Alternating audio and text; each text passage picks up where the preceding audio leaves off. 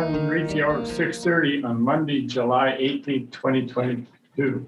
I'll call this regular meeting for the Council of the Corporation of the Township of Terrace to order. Item 2, having no amendments, deletions, or additions. Read the motion. Moved by Councillor Malashewski, seconded by Councillor Johnson. Resolved that the Monday, July 18, 2022 agenda be approved as presented. Any questions? Hearing none, I'll call the motion to vote. All in favor, hands up. Hands down. Opposed, hands up. Motion is carried.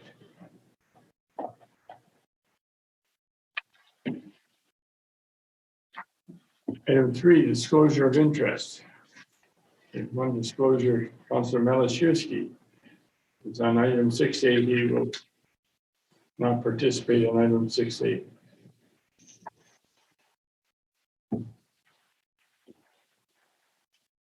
Item 4, adoption of minutes. The motion moved by Councillor Johnson, seconded by Councillor Malashewski. Resolved that the minutes of the regular council meeting held Monday, July 4th, 2022 be approved as presented. Are there any errors or omissions? Hearing none, I'll call the motion to vote. All in favor, hands up. Hands down. Opposed, hands up. Motion is carried.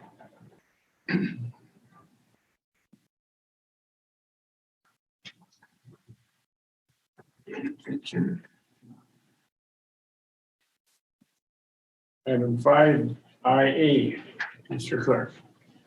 Thank you, Your Worship. So the first report there is about a creation of a compliance audit committee, and that will run for the term of council from 2022 to 2026. This is prompted by the 2022 election. Section 8837 of the Municipal Elections Act requires municipalities to appoint compliance audit committees to deal with matters regarding election campaign finances before October 1st in an election year. So the composition requires that the committee shall be composed not fewer than 3 and not more than 7 members. Cannot include employees or officers of the municipality or local board, members of the local council or board, or any persons or candidates in the election for which the committee is established. So it can't be any committees or members of council, pretty straightforward. Also can't be one of our employees. Therefore, the committee will be made up of clerks from other municipalities on the North Shore, specifically Marathon, Manitowoc, and Scriber. In turn, myself will act as a member of their committees in each of their municipalities. So we're doing this sort of conjointly together. They will all pass similar bylaws to us. So the term is the same as the term of office of the council.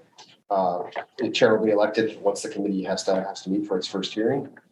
Proposed meeting schedule will meet as needed, with meetings scheduled by the clerk in consultation with the chair when a compliance audit application is received. Staff from the applicable municipalities will provide administrative support to the committee. The municipality requiring the services of the committee shall be responsible for all associated expenses. The records emanating from the meetings of the Joint Compliance Audit Committee shall be retained and preserved by the municipality requesting the services of the committee in accordance with the municipality's record retention bylaws. So we're doing a committee hearing for Manitowoc. Manitowoc becomes the record holder for those records, just to clarify. So the meetings will be conducted in accordance with the open meeting requirements and provisions of the Municipal Act. Municipal website will be utilized to communicate the meeting notices and agendas. Compensation for expenses. So out-of-pocket expenses, including accommodation, meals, travel, and review materials will be reimbursed upon submissions, receipts for said expenses. Mileage will be paid at the current rate set out by us, the Township of Terrace Bay, and then similar when we're going to other municipalities, it'll be under their travel expenses. The other 3 municipalities have agreed to sign these same terms and have passed or will pass similar bylaws before October 1st. This is, of course, only if someone makes an application for the audit of a candidate's expenses under Section 88.3 and or Section 88.35 of the Act, as the case may be. Generally, the committee meets, decides whether or not audit or action is necessary, and appoints an auditor. So financial implications. Additional expenses may be incurred if actions and subsequent audits were determined necessary by the committee, but it's not anticipated. Again, we will only pay if there is an investigation and an audit required. So option A is a council to approve the establishment of a compliance audit committee under Section 8837 of the Municipal Elections Act. The appropriate bylaw will be brought forward. Option B is not to approve the bylaw and direct administration otherwise. Administration is recommending option A. Any questions? Was it the same this past 4 years too, the same? Yeah, I think we've been doing this since the 2014 election. Okay. Well, time flies and the memory fades. Your third one in Terrace Bay for me. Remember this? Okay. We have a motion moved by Councilor Malashewski, seconded by Councilor Johnson. Resolve the council approve the establishment of a compliance audit committee under section 88.37 of the Municipal Elections Act, and that the appropriate bylaw be brought forth. Any questions? We're going to call the motion to vote. All in favor, hands up. Hands down. Opposed, hands up. Motion's carried. We had much discussion last time. Item 5IB. Thank you, Richard. So the next report is with respect to the sale of surplus property.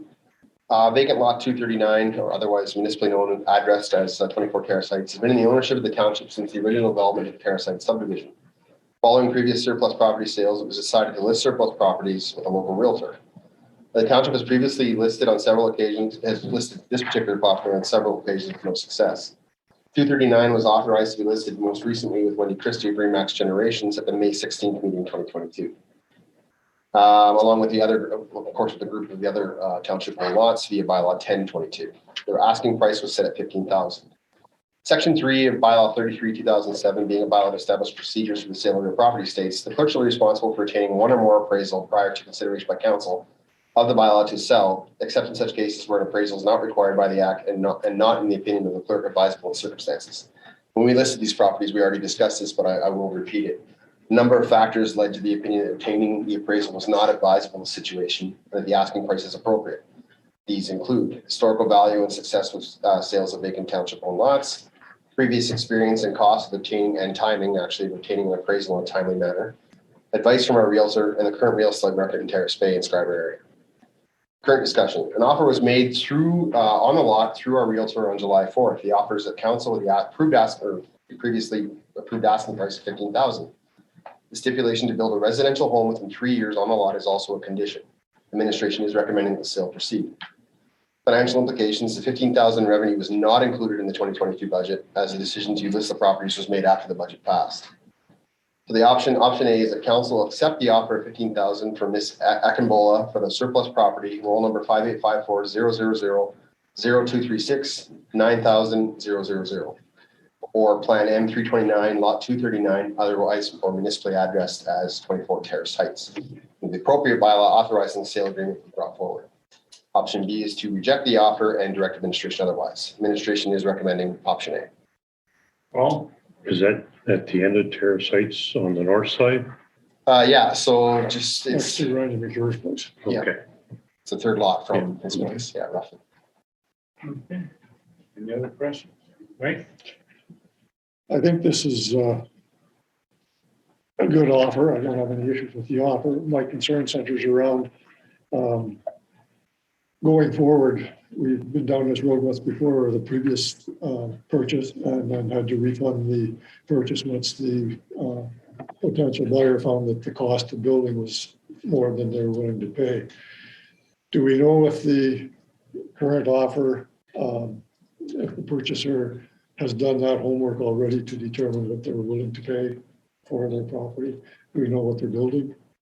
It would be a residential home. It's zoned LDR, and through our realtor, it's a valid offer. That's all I can do. I haven't talked to the prospective buyer. That's handled by the realtor. So I guess what I would know, but if we agree to sell it, then you have the authority to buy it.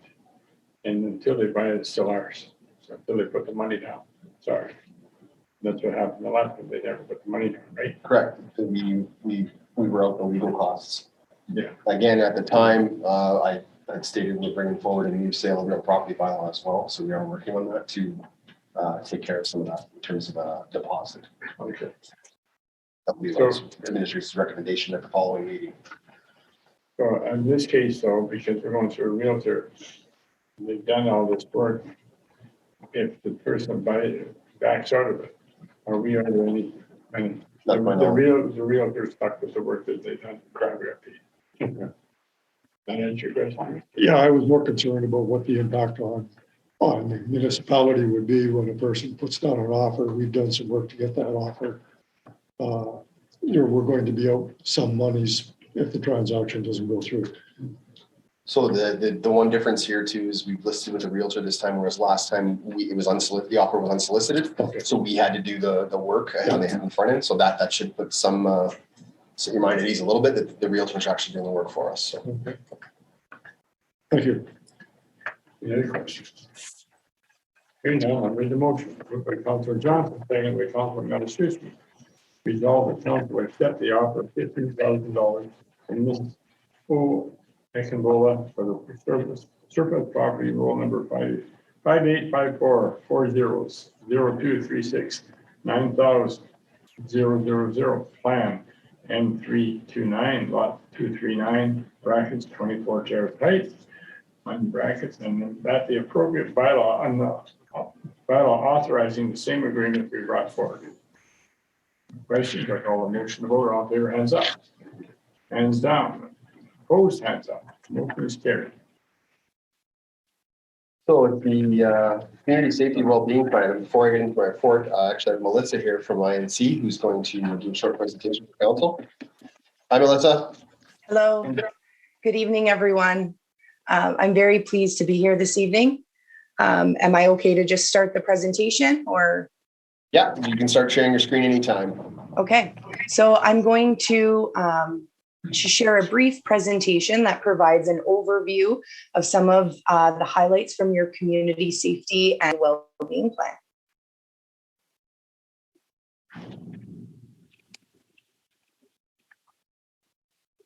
Okay, so a bit of a background on community safety and well-being planning and the overall framework.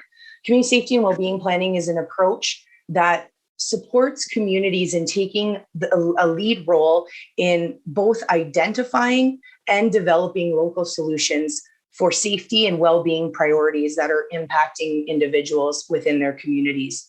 This framework uses a holistic approach to address the local priorities that are identified by implementing action items in 4 overall planning areas. So you'll see the image here of those 4 planning areas. You have social development, prevention, risk intervention, and incident response. There are guiding success factors associated with community safety and well-being plans.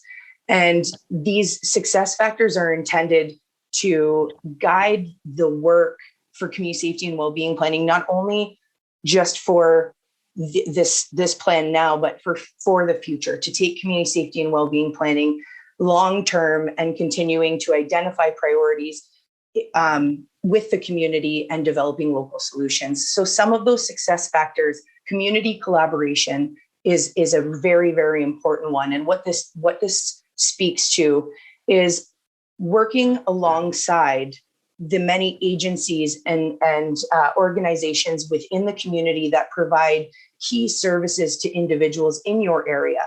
But then it also speaks to taking that one step further and actually engaging with members in the community and working with them to figure out what types of solutions, what types of services and programs are most needed in the community. And then together you develop what is needed and what those new services could be. In some cases, it's about 2 organizations bringing existing programs together to enhance a service that will address some of the needs in the community. The second is data informed. What this focuses on is identifying priority areas or neighborhoods within the community that might require some additional support. And so what we talk about with this next one, when we say risk driven as the success factor, that speaks to then when you have identified those areas that might need some more support, you actually then initiate work in those areas that allow for targeted service delivery, that really spend time working with the individuals in those areas, finding out what the root causes of some of those issues are that they are experiencing, some barriers that they may be facing, and then delivering the appropriate service and programs to support that. So when we were finding the background information and working with the community to identify what the priority areas are and what some of the action items could be, part of that was talking to agencies, but also a general survey to the public. So this slide just highlights some of the feedback that we received. We see here in the first one, you could see that there was a good age group of responses that we received. Individuals within the communities feel safe and are overall in good health. So very positive. And we wanted to highlight that as something to make note of. Some additional areas for consideration when you're looking at municipal planning or other initiatives, the expansion of recreational activities and special events within the community, availability of grocery stores, and access to public transportation. Those were just some of the items that were identified through the public survey. Here, we'll start talking about the 3 local priority risks that were overall identified through the engagement and data review process. Mental health and addictions was one, affordable housing was another, and access to services was the third. So when within the larger plan, each of these priority areas have action items associated with each one of those pillars that we discussed. So you may see a different initiative for an incident response action item under mental health and addictions, which we'll speak to in this next slide.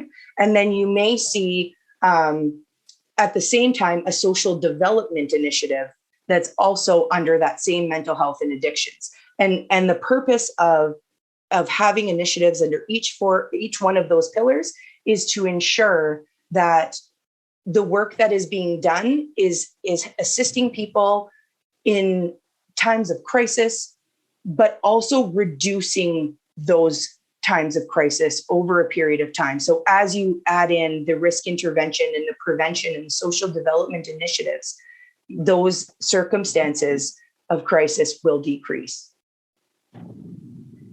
In this slide, what we've identified here are some of the priority action items, those initiatives that would really set up the foundation for future community safety and well-being planning work. The first is committee structure. We recommend the development of a local steering committee or a leadership committee.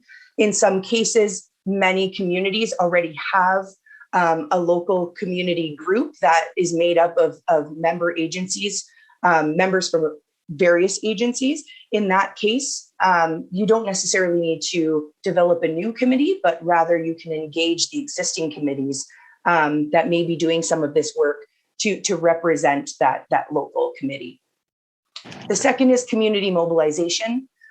This speaks to, again, what I had mentioned in terms of actually going into the areas in the community that may have identified some additional need for support, or maybe where there are regular occurrences of emergency response. Those are opportunities for community agencies and service providers to go and work directly with members in the community and find those solutions for whatever those issues may be that are affecting people. The third is the situation table. There are situation tables set up amongst some of the communities that were partnered to do this. In some cases, those situation tables could actually just be expanded to include other municipal representatives, or a situation table for your own community could be set up with local service providers that assist with some of those key social issues. And the fourth is mental health crisis response. And this is an example of the incident response action items. What you would see here is engaging police services and health services to work in partnership together to be able to respond to crisis calls that are related to mental health. What results in this type of initiative is individuals are assessed right on the spot. They are then able to be connected to the type of service they need, or whether they need to be taken to hospital for further assessment. So overall, the results of community safety and well-being planning: you have a commitment to address local needs and priorities as a community. Everyone recognizes that they all play a role in the overall well-being of the community, and everyone comes together to provide their expertise and deliver these initiatives. Second, a clear plan is developed through the community feedback, hearing what their needs are, what issues they might see, and over time improve well-being, reduce crime and victimization. And third, strong working relationships between your local agencies. And the stronger those partnerships get, the more people are talking. That's when, again, you can do some really good asset-based work, meaning taking some of those really good programs and services, those best practices, and enhancing them by working with other agencies. And that is the conclusion of the plan to provide the highlight. If there's any questions, I'm happy to take them. Good. Paul? How big are these steering committees? How many people are usually in them? So the my advice to give here is community safety and wellbeing planning is very much to support your community. So these committees don't have to be large. They don't have to have 15 people around them. They can be as simple as a main group of 5 to 6 agencies that really have that same level of passion and commitment, that come together and see that value. Over time, that could expand, and you will see some of those start to grow. Right? I'm curious as to why, looking at your survey category groups, that you didn't survey the 65 plus, as we have a significant number in that population demographic, and they appear to be totally ignored in this survey. I do apologize. I don't think I spoke to that slide properly. There were responses from that age category. However, I was just highlighting the highest responses from all of the age categories. So if you are interested in the response for that 65 and older category, I can most definitely provide that information. Thank you. It just wasn't clear to me that that age category had been surveyed. I apologize. A couple of questions on are we legislated to do this? The legislation requires that each municipality has approved a community safety and well-being plan, but it doesn't speak to any requirements for the implementation portion. Okay. Also, so these committees, they make recommendations, not decisions, then, eh? For the most part, when you have those communities coming together, if you set up those agencies, it's mostly your call of how you want it. If you want it to be a guiding committee, then by all means they can do that. If you'd like it to be the committee that makes decisions on the implementation of action items, they can do that as well. Okay, and is anybody really costed out this program? Because we're a small community of 1,700 people. We have a very limited staff, and they are overloaded with work that's required by the town, and also by the rules and regulations that the province and federal government keep on implementing on us. And we're taxed out right now. The hours are taxed out. Also, another thing in our small community, volunteers are hard to get, and getting more volunteers on more committees is going to be a real struggle. So I'm not that I'm against the thought and the concept, but somebody's got to look at here and say, how much can we actually continue to take on and new items and expanded roles and taking on these responsibilities? Well-intentioned, but it's getting to the point now, especially coming out of COVID, where it's going to be hard to get people to participate. I can totally understand where you're coming from.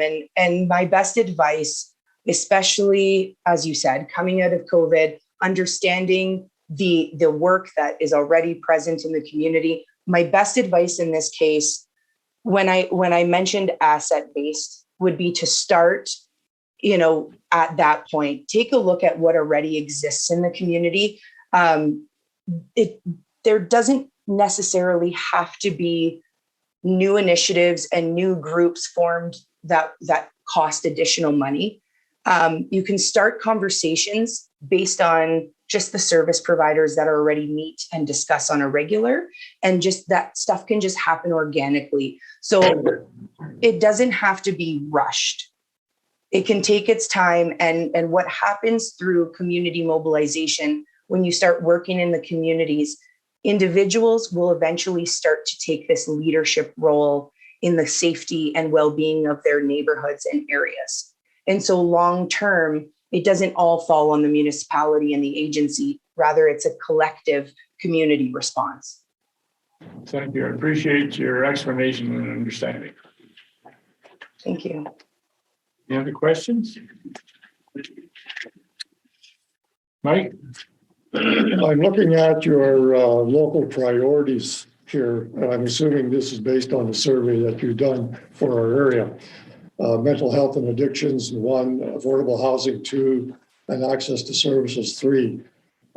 Specifically, what role do you see council taking in addressing these issues when I'm not too certain that we have a role in, for example, accessible to more grocery stores and that sort of thing? We really have no control over that type of development. Just by perusal of this, I see maybe a role with mental health and addictions and a bit of a role in affordable housing, but the term affordable housing could be anything. So it's pretty vague. So to speak to your question a little bit in terms of the role of the municipality, the community safety wellbeing framework does have another guiding success factor as well, is commitment from the highest level, which in this case is mayor and council within the community. But beyond that, when community safety and well-being planning and implementation happens, individuals within the community will start to bring forward potential barriers or issues that may not actually be known to service providers when we're looking at, maybe municipal services that are being delivered. And I'll use this example because this was something, I personally experienced in my work with this as well. But in one of the cases, we were addressing an issue in a community neighborhood, but the solution was actually the lighting in that neighborhood. So sometimes when there is work that is done over time in certain areas within the community, there could be community beautification projects or lighting projects where the municipality could be a good support and a good knowledge source and expertise for those agencies that might be working with individuals in those areas. So there's sometimes where, the municipality can be that leadership role in bringing people together or providing certain information and expertise that can speak to some of those little pieces of a much larger social issue. Thank you very much. Any other questions? So now I'll read the motion. I got my report, yeah. Oh, gosh. Thanks very much, Melissa. Thank you. So this next report is about the CSWB or CSWB, as it's sometimes referred to. So the Police Services Act mandated that all municipalities in Ontario had to adopt a community safety and well-being plan, to answer your question about being legislated.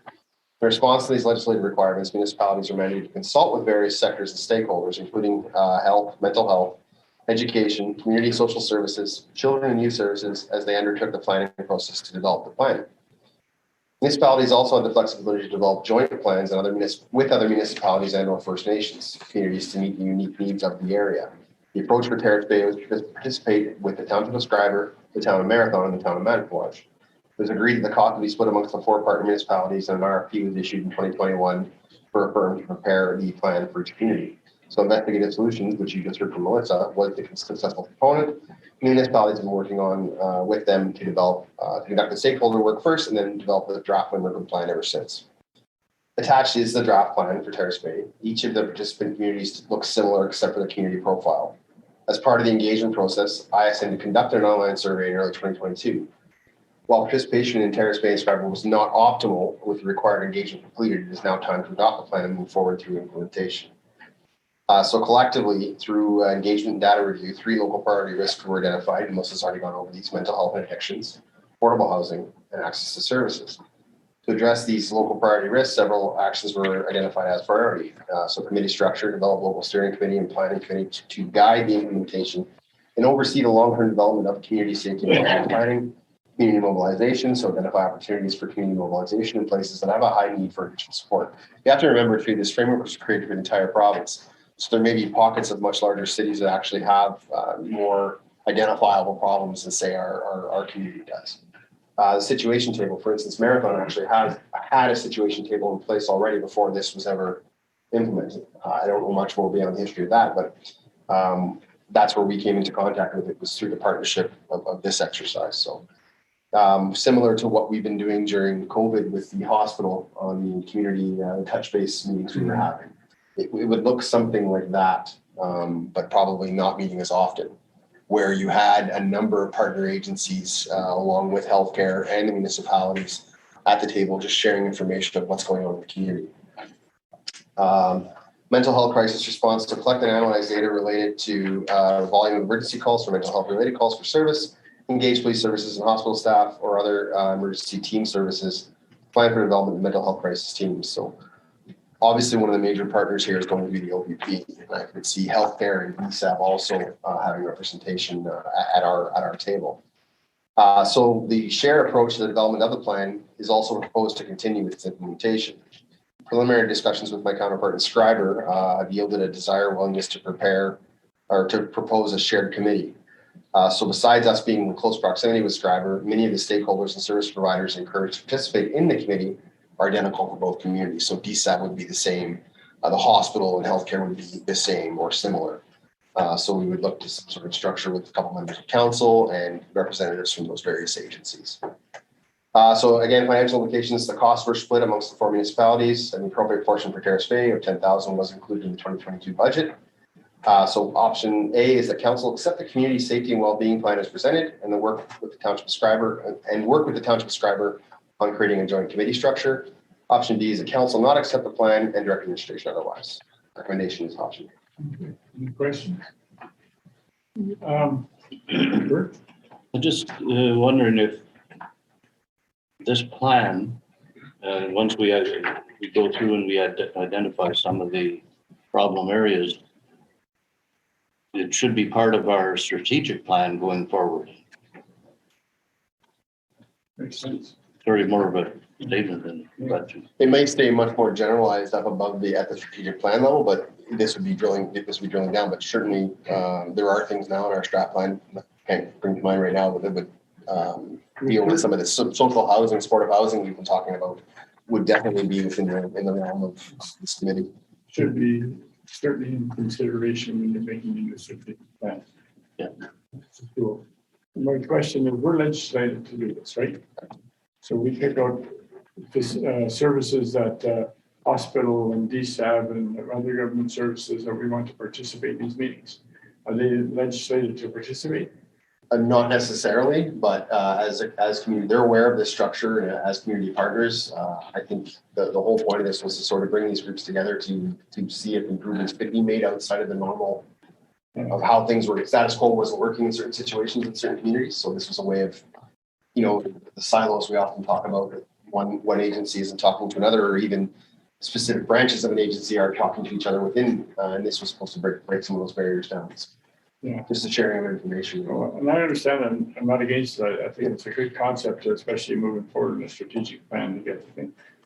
But all these agencies, they've got more than enough meetings and enough things that are going on. And, I mean, just another thing to add to the bundle, and it's frustrating in a way that we get a good concept, but to try to make this happen, how often do you foresee a committee like this meet? Once a year, twice a year, or is that up to the committee? It would be up to the committee to set their schedule, and start with one meeting, and be at the elected chair, elected structure of governance for that committee, and they would be able to make the call when how often the committee should meet.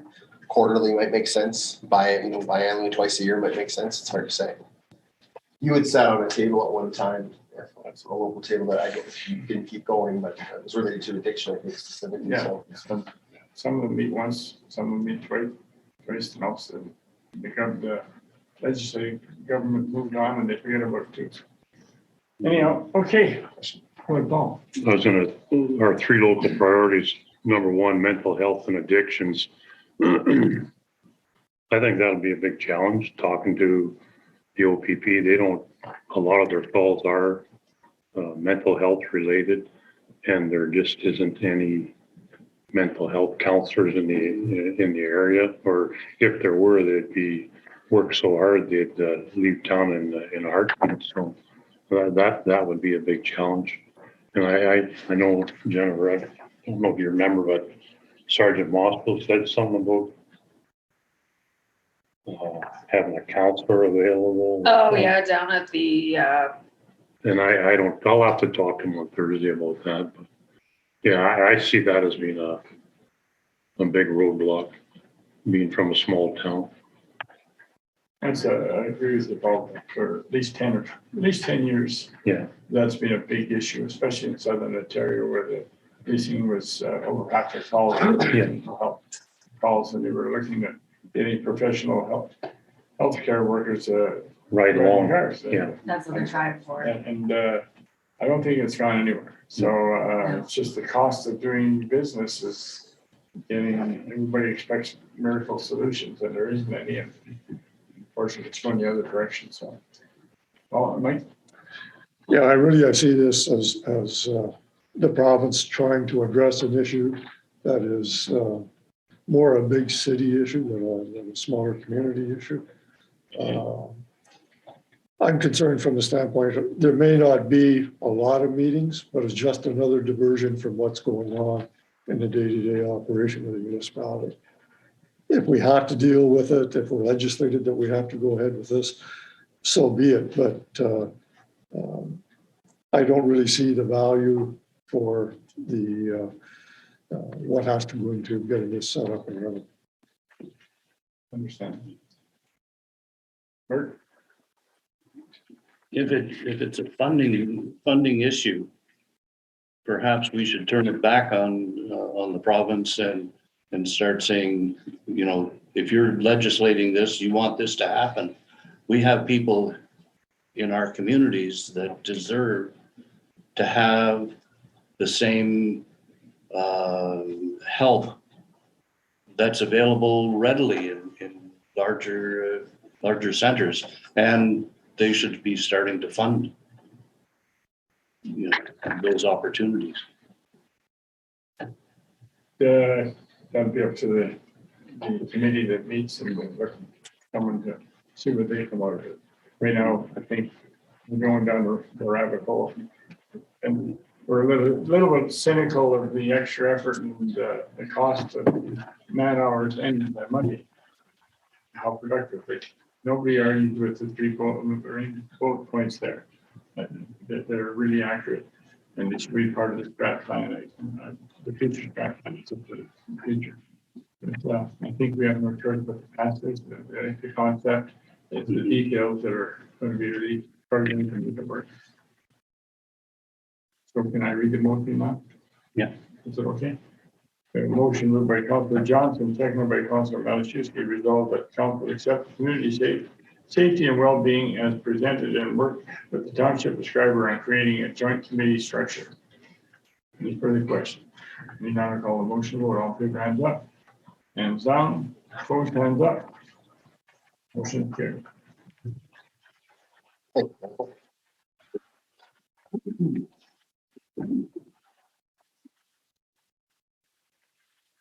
Good finance. Thank you, Your Worship. Following the adoption of the 2022 municipal budget, administration has prepared all of the required final tax calculations. To move forward with final tax calculation and billing procedures, specific bylaws must be passed adopting rates and ratios. These bylaws form part of our annual treasury procedures and will give administration the tools required to calculate the proper tax outcome as previously discussed in the budget approval process. Financial implications amount to $3,427,821 in municipal taxes $290,831 in education taxes. The options are A, approve the 2022 property tax levy and 2022 tax ratios and the appropriate bylaws be brought forward. Or D, request administration to change the bylaws as directed. Administration is recommending option A. Any questions? So really, this just shows us what our tax rate will be in the next. Yep. Yeah, the next Which is page. near the one we passed through the budget. Just so that we all that way. Hearing no questions, I'll read the motion. Moved by Councilor Maliszewski, second by Councilor Johnson, resolved by council approve the 2022 property tax levy and the 2022 tax ratio and the appropriate bylaws be brought forward. On favor, hands up. Hands down, opposed, hands up. Motion carries.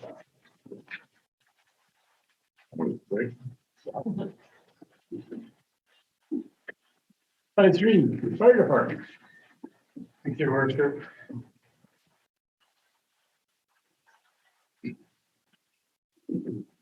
In 2022, the Government of Ontario introduced mandatory college training for all volunteer firefighters and all fire departments, with an expected completion date for 2026.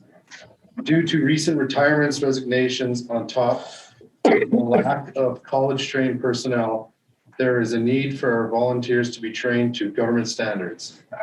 An opportunity has arisen in September to train a portion of our volunteer firefighters at the annual FireCon training held in Thunder Bay. With the amount of firefighters required to be trained, a proactive approach is recommended. Current discussion, the training is an added cost that was not included in the 2022 operating budget.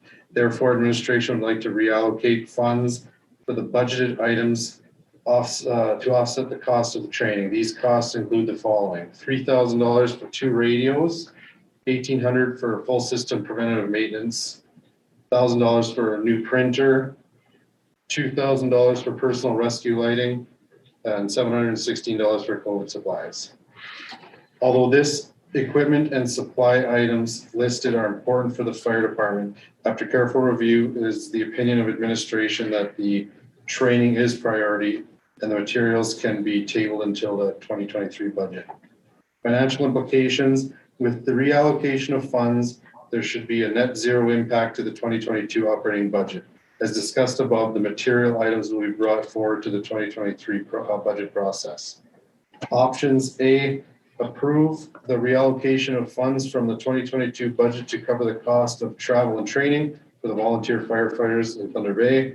Option B, do not approve the redirection of the funds for the firefighters and keep the listed items in the 2022 operating budget.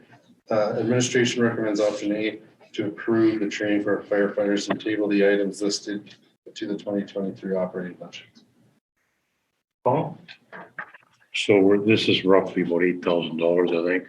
Correct. But anyways, so next year, are we gonna put extra money in the budget? Because there will be more training next year, right? Yes. What's it cost for a fireman to go to college? Now, to bring them up to the standard, one fire. Yeah, so it's changed a little bit the way FireCon did it. Everything, there's an all-inclusive package. So for the all-inclusive package, it's roughly $1,300 per firefighter, not including travel and meals and Okay, so, per diem. and how long is that training? Depending on the course you take, it could be 2 days, it could be 3.5. How long does it take to get a fireman up to meet their standards for fire? Well, it depends. The majority of our firefighters right now I'll be putting them in to be grandfathered for firefighter 1 and 2. But there's the pumper operator, NFPA standard they need to meet, vehicle extrication, NFPA standard they need to meet. So there is added things. Plus with all the new firefighters that will be coming up eventually, then they'll have to be trained firefighter 1 and 2. So they'll be going through all those. I think it'd be nice to put a plan to get everybody done and what the costs are, so for the help for budgeting over the next couple of years. Now, that $8,000 that we're gonna, that equipment, okay, I know it's nice to have this list of equipment. It's not a necessity, right? That you're foregoing for this year. They're not, I would consider them necessities, but I mean, COVID supplies going forward, they do need to be brought up to 2023. Okay. Can you get them this year? The materials? Yeah, So we can get, Good question. because, yeah, I mean, for $8,000, it's a big deal for us. Yeah, I was gonna take it out of reserves or whatever. I don't know. The surplus from last year, we've already used that and allocated that to reserves, right? Correct. Maybe treasurer can weigh in there. General fund, sorry.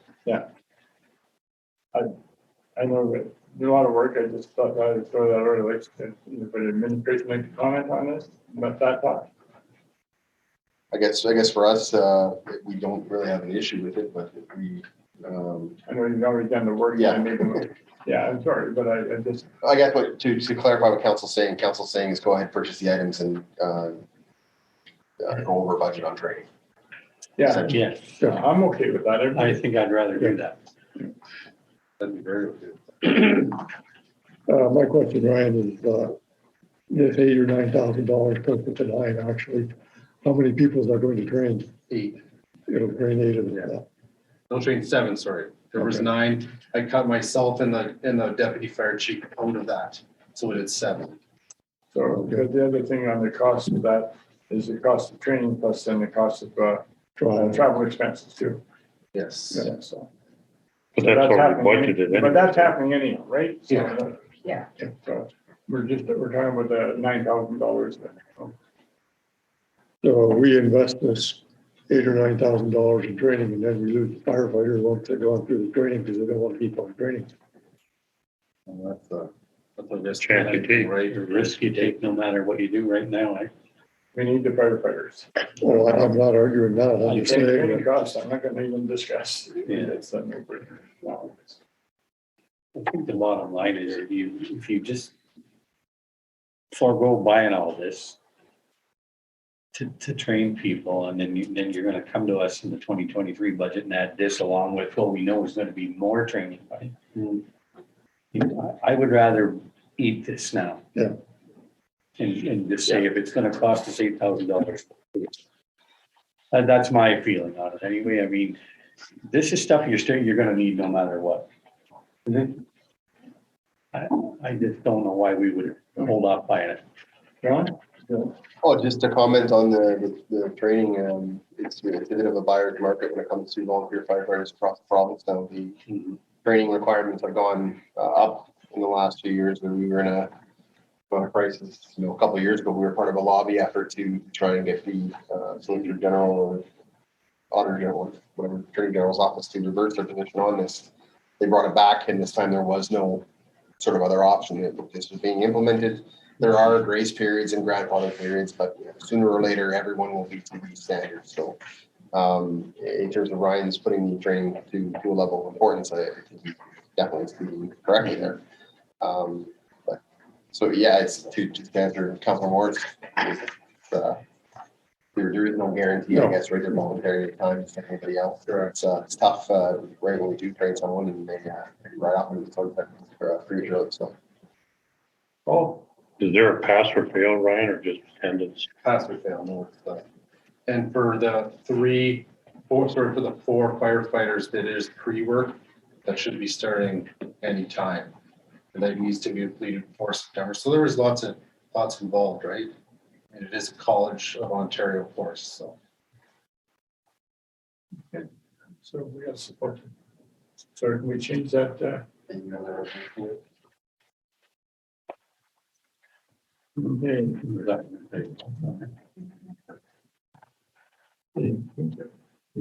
gonna take that. That's the original. defeat the motion, regular motion. Yeah, you're just gonna pass the motion if the council approve the funds for approve the funds to cover the cost of the travel and training as presented for the volunteer firefighters in Thunder Bay.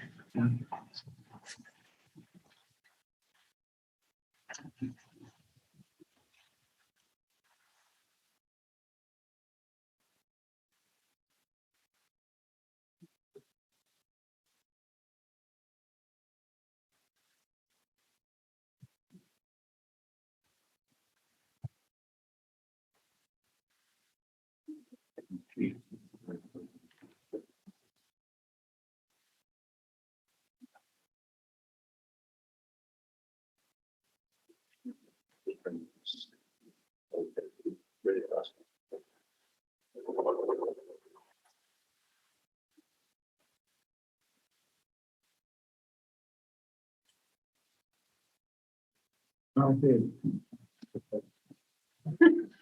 We have some seconders, Counselor Johnson and Counselor Malashevsky. I'll read it out to make sure that it's approved. Resolve the council approve the additional training for training costs of the firefighters as presented. Okay, The other items are already budgeted. Yeah. We're just to point out, or that's Okay. that's fair because they're already budgeted for. okay, We're approving additional costs, the training budget from the fire department. which we have to do. Okay, any questions? None? All motion vote, all in favor, hands up. Hands down. Motion carried. No opposed, motion carried. Thank you. Thank you. Thank you, Brian.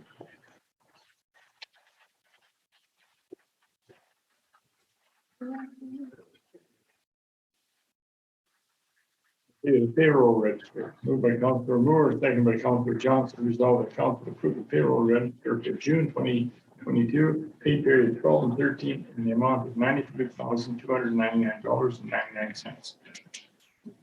Motion vote, all in favor, hands up. Hands down, opposed, hands up. Motion is carried.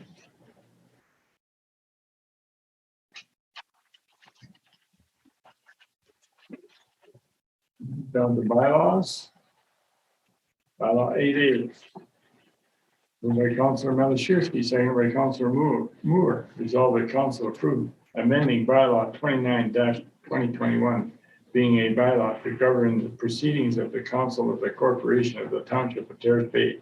Be read a first, second, and third time and finally passed, signed by the mayor and clerk, sealed and numbered on this 18th day of July 2022. Any question? And now I call a motion to vote. All in favor, hands up. Hands down, opposed, hands up. Motion is carried.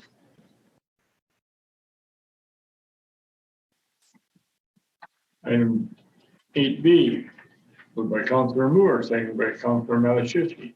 Resolved the council approved the establishment of a compliance audit committee under section 88.37 of the Municipal Elections Act. Be read a first, second, and third time and finally passed, signed by the mayor and clerk, sealed and numbered on this 18th day of July 2022.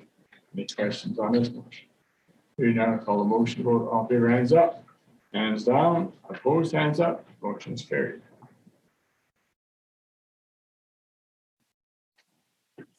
Eight C. Motion moved by Councilor Johnson, second by Councilor Moore.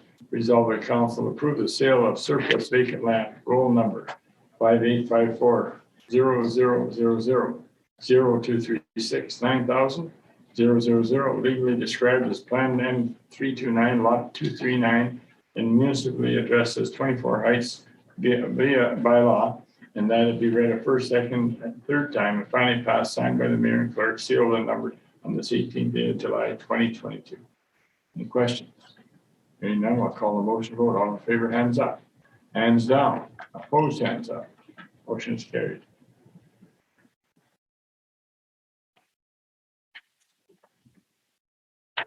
Eight B, moved by Councilor Malashevsky, seconded by Councilor Moore. Resolved that a bylaw to levy property taxes for the year 2022 with the township of Terrace Bay be read a first, second, and third time and finally passed, signed by the mayor and clerk, sealed and numbered on this 18th day of July 2022.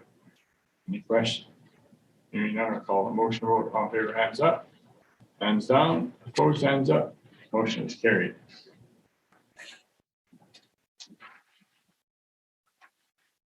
And AD. Motion moved by Councilor Malashevsky, seconded by Councilor Moore. Resolved that a bylaw to set tax ratios and reductions for prescribed property subclasses for 2021 taxation year with the township of Terrace Bay be read a first, second, and third time and finally passed, signed by the mayor and clerk, sealed and numbered on this 18th day of July 2022. Any questions? Hearing none, call. Bert, Earlier, you said 2021. did I? It was 2022 written, On the last one? On the current one. the current one. Oh. It is say 2020. Yes. Resolved that, thank you. Resolved that a bylaw to set tax ratios and reductions for prescribed subclasses for the 2021 taxation year. Must be. 22. Correct. I'm telling you, you had a good vacation. You come back refreshed. Okay, I'll start again. Resolve that a bylaw to set tax ratios and reductions for prescribed property subclasses for 2022 taxation year. With the township of Terrace may be read a first, second, and third time. Finally passed, signed by the mayor and clerk, sealed and numbered on the 18th day of July 2022. Any questions? None, I'll call a motion vote. All in favor, hands up. Hands down, opposed, hands up. Motion's carried.